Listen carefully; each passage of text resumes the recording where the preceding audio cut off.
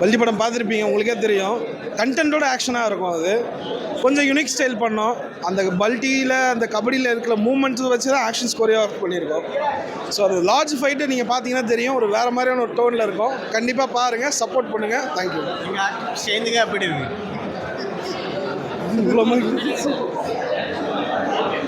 எல்லாமே டூப் இல்லாமல் தான் பண்ணியிருக்காங்க. ஃபுல்லாக லைவாக தான் பண்ணியிருக்காங்க. யாருக்குமே டூப் பண்ணல. ஃபுல் எஃபர்ட் ரிஹர்சல் பண்ணி பர்ஃபெக்டான ஷூட் பண்ணியிருக்கோம். ஸோ ஆக்ஷன்ஸ் செம்மையாக இருக்குது. படம் இன்னும் சூப்பராக இருக்குது. படத்துக்கு சப்போர்ட் பண்ணுங்கள், நல்லாயிருக்கும்.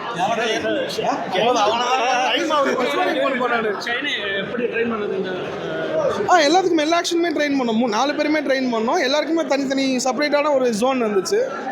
இவங்களுக்கு ஒரு ஸ்டைல், இவங்களுக்கு ஒரு ஸ்டைல், அப்படி இந்த மாதிரி தான் கொடுத்துருக்கோம். அது அப்படியே த்ரூ ஸ்டார்டிங் டு எண்டிங் வரைக்கும் அந்த ஆக்ஷன் இருக்கும். ஆமாம்,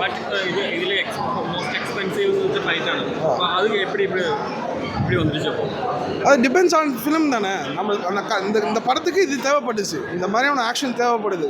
ஏன்னா கிளைமேக்ஸ் தான் ஆடியன்ஸோட எண்ட் பாயிண்ட். ஸோ அதெல்லாம் ஒரு டூ ஆர் டை தான் இருக்கணும்.